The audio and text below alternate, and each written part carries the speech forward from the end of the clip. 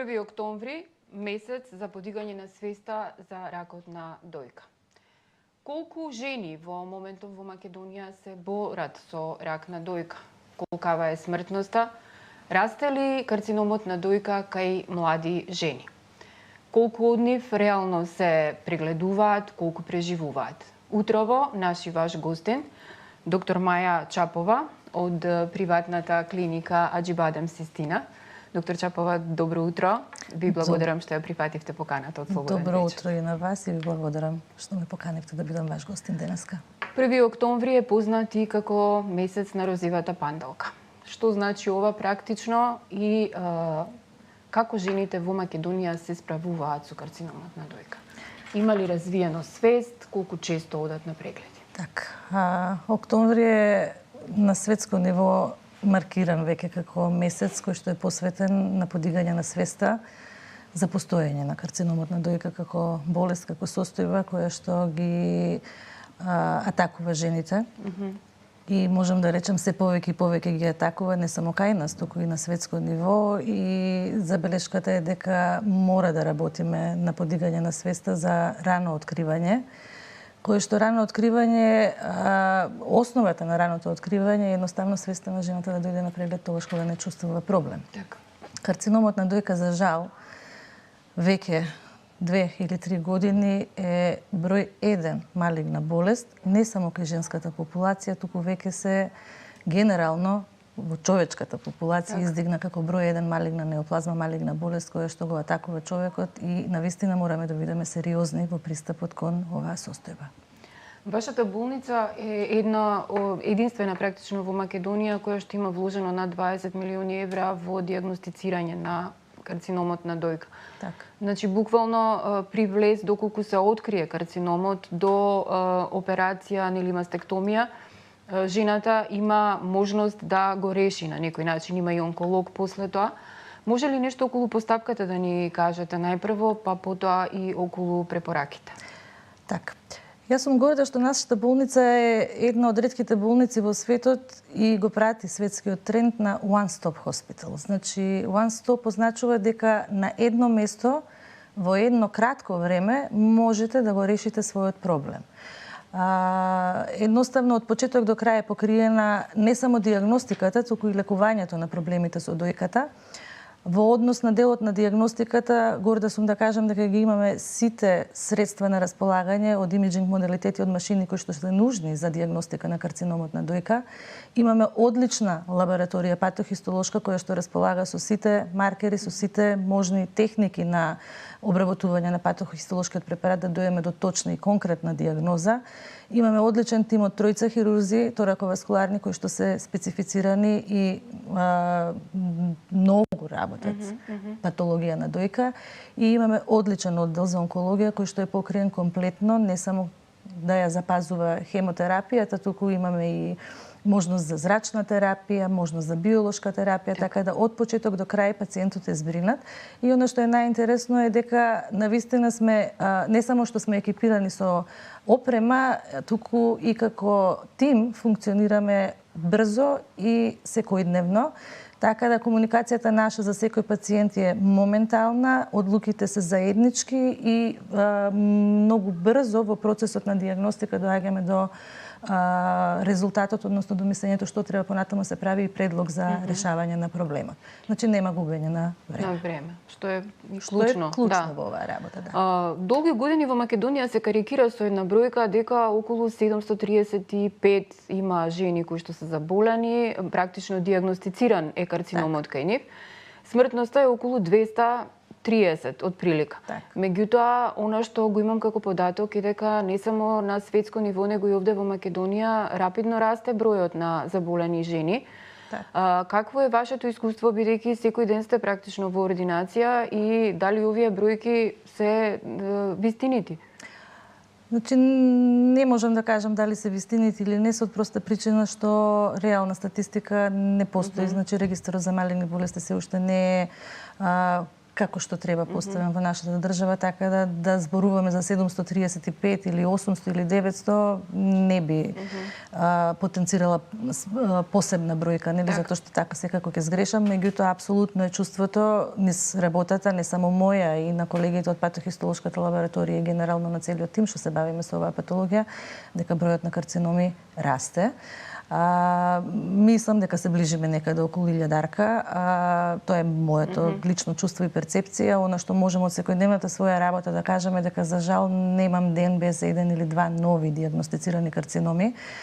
Ако е тоа така, а јас сум единка, нели, што останува за другите мои колеги кои што ја работат оваа патологија, така да бројката околу 1000 пациенти годишно мислам дека ќе е реална. Оно што повеќе ме загрижува од растот, кој што е светски, не е само кај нас раст на бројот на оваа болест, ме загрижува редистрибуцијата, прераспределбата на малигната болест на дојката во однос на возраста на пациентите. Се уште најголемиот процент е околу 6-та декада, значи меѓу 50 и нешто и 60 години, меѓутоа бројот на пациенти кои што се на помлада возраст рапидно се зголемува, значи возрастната граница паѓа, така да ако пред деценија две, например, 20 годишни пациенти беа застапени со под 1%, во 30 годишната возраст беа некаде 3 до 7%, сега се тоа двоцифрени бројки и тука мислам дека треба да го ставиме својот фокус и својата загриженост, односно дека треба малку да ја смениме и стратегијата во однос она што се вика само прегледи, само свесност, кога да се почне и со што да се започне во однос на дијагностика на превентивна дијагностика на дојка. Вашето лично искуство, најмладата пациентка која што имате дијагностицирано карцином на дојка и најстарата, бидејќи во принцип жени над 60 години се моето искуство е такво, барем од моето обкружување многу ретко прават и само прегледи и контроли. Какви се бројките? Која е најмладата, која е најстарата пациентка? Лично мојата најмлада пациентка што сум ја дијагностицирала е 21 годишна, највозрастната 92. Тоа е, значи, за прв пат дијагностицира. Да. Така. Околу превентивата. После секој ваш преглед практично инсистирате на само преглед кај секоја пациентка. Так. Што треба да направи едно младо девојче и кога е првиот момент практично кога треба да почне да ги прави тие само прегледи? Дали е пубертетска возраст? Так. Основната идеја за само преглед е скриената порака дека жената која што прави само преглед едноставно ќе стане свесна за своите гради и ќе испланира дека треба во одреден период од животот да почне со редовни прегледи на дојките. Младите девојки кои што веќе се формирале градите, препорачуваме нивните мајки да ги посоветуваат дека треба од време на време да си ги опипаат, да си ги запознаат своите гради и евентуално доколку постои некоја неправилност да дојдат и да расчистиме. 90% од грудките што ќе ги напипат жените се нереални грудки. Значи, тоа се биолошки, хормонски некои лажни грудки, изгручувања за затврднување на дојката, кои што едноставно не се поврзани со туморска болест. Меѓутоа, треба да си ги познаваме градите и треба да реагираме на промени. Само прегледот е паметно да се прави секој месец, по завршување на менструалното крварење, бидејќи тогаш се најреални, најмеки градите и најмала е шансата за појава на такви лажни грудки. За започнување на редовни овие превентивни прегледи, бидејќи, реков, и бројката на карциномите на дојка расте и редистрибуцијата е сменета тотално, односно застапеноста на карциномот кај помладата популација се поголема, треба да се започне некаде околу 30-та година. Тогаш се започнува со ехо прегледи, а препораките за мамографија исто така се менуваат, така да би било пожелно меѓу 36-та и 40-та година жените кои што се во она општо ризична група, онаа група со најнизок ризик, да започнат со својата прва мамографија.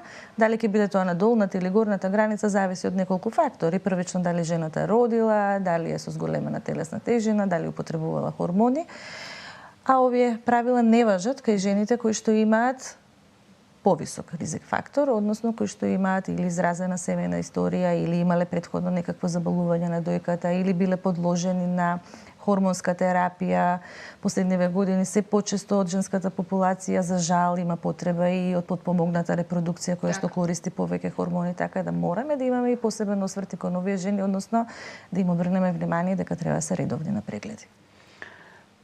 Имаме ли потреба, во моментов имаме некаква национална програма која што се труди да се избори против ракот на дојка за дијагноза, меѓутоа таа очигледно не е доволна, бидејќи статистиката покажува дека бројката расте.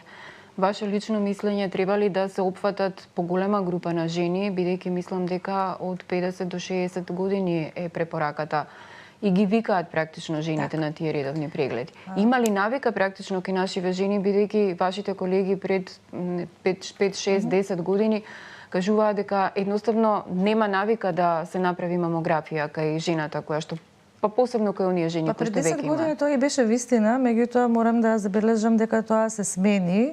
Многу се смени до периодот додека не почна ковид пандемијата, значи свесноста и совеста растеше и жените си се јавуваа на редовни прегледи превентивни.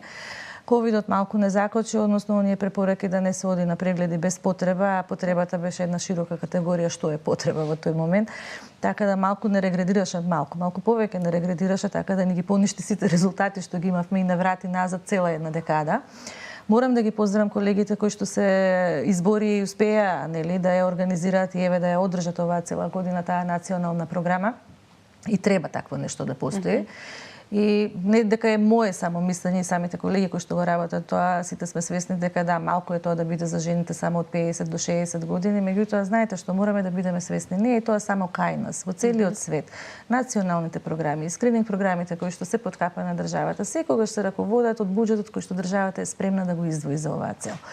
Така да не се колегите виновни што не се повикани жени од 40 години или од 60 и нешто години, едноставно толку средства се доделени за тој буџет. Тоа е едно и друго на кое што мислам дека треба да работиме, а треба малку повеќе време да работиме и исто така тука државата треба да има малку повеќе увид во таа проблематика е немаме доволно стручени колеги кои што би се бавеле со таа патологија. Едноставно, државата треба да има увид кој профил на лекари, во кој квантум ни се потребни, во кои делови и да се стимулира нивното образование, бидејќи тој процес е долг, трае десетици години, така да мора да стимулираме повеќе млади колеги да почнат да се бават и со оваа патологија, бидејќи знаете како, ако го споредам бројот на радиолози кои што се занимаваат со имиджинг, со дијагностика на дојка, а тоа е скоро секоја жена над 30 и нешто години, и бројот на гинеколози, бидејќи женската популација генерално нели секогаш е поврзана и има потреба барем од годишни нели гинеколошки прегледи настрана од оние периоди на бременост и породување, па ние сме сигурно на 30-40 пати помалку, што е застрашувачки. Значи треба да работиме на популаризација и на привлекување на млади колеги кои што би сакале да се бават со ова и полека да ги градиме, за да овозможиме нели една реална национална програма, еден реален пристап правовремен за нашите жени. Цело време зборуваме за жените, меѓутоа да не го заборавиме и посилниот пол. И тие заболуваат од карцином на дојка.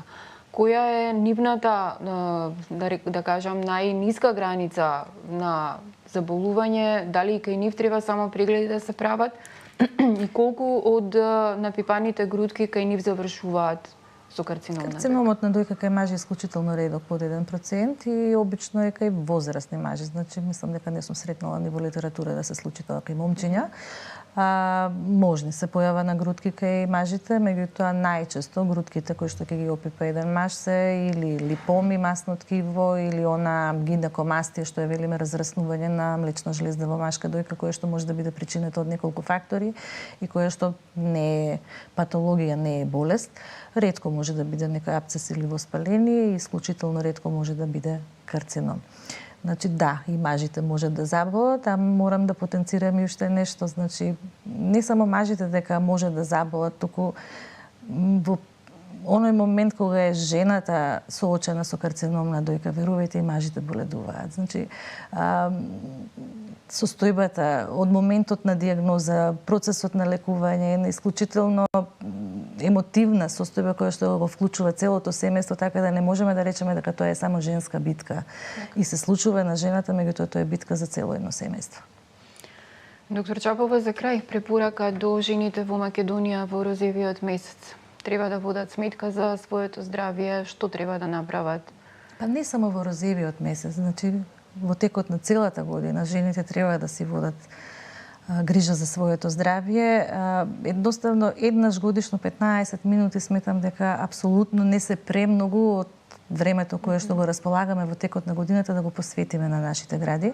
Буквално толку трае еден преглед на дојки. Мислам, без разлика дали ќе биде тоа ехо или ехо со мамографија, 15 до 20 минути од вашето време одвојте го. Подобро е да дојдете и насмејани да излезете или доколку има некоја мала ситна промена да се реши со време, додека е ситна и со малку, нели, ангажман, отколку да дојдеме во ситуација да лекуваме задоцнати карциноми. За жал, не само што расте процентот на карциноми на дојка, туку се уште кај нас стапката на напреднати карциноми превагнува. Ако во светски рамки, значи стадиум 0 и стадиум 1 се диагностицирани повеќе од 76% од пациентите, кај нас е обратно. Значи 27 до 30% се само пациенти во овие ниски стадиуми 0 и 1, сето останато е 2 или 3 и честопати за жал кај нас се гледаат и понапреднати и дури и екзулцерирани карциноми, што е раритет во развиениот свет. И мислам дека најмногу од овој проблем може да се реши со самосвеста, значи да станеме свесни дека треба да појдеме и да си ги прегледаме своите гради. Има ли, доктор Чапова, за крај наследник во својата професија, бидејќи рековте дека многу малку од младите лекари се занимаваат со оваа дејност? Не. Ако прашувате за биолошки наследник, не. Јас имам 2 деца и двете одлучија да изберат сосема друга професија. За дали во професијата имате наследник? Меѓутоа во професијата да, еве веќе 2 години создавам свој наследник, значи идејата и на нашата болница и мојата лична беше дека едноставно не може мојата кариера да заврши да не оставам ништо позади себе во тој смисол. И веќе 2 години имам помлада колешка, специјалист радиолог, која што веќе се насочува во ова подрачје и си работиме по една програма по која што ќе ја доведеме до еден финиш каде што ќе биде специјализирана, субспецијализирана исто за дојките. Колешката секојдневно работи, веќе повеќе од година и пол и самостално работи, нормално во ситуации кога е потребна консултација, јас сум секогаш тука до нејзе. Меѓутоа, да, имам наследник и мислам дека ќе се трудиме да создадеме и нови наследници, бидејќи тоа е целта, нели, на постоењето, да се пренесе и знаењето и да се, нели, овозможи да има повеќе жени непречен пристап до ваков тип на преглед. Ви благодарам многу за гостувањето во Слободен печат и за препораката секако во месец октомври посветена кон жените. Вие, почитувани гледачи, останете со нашата програма.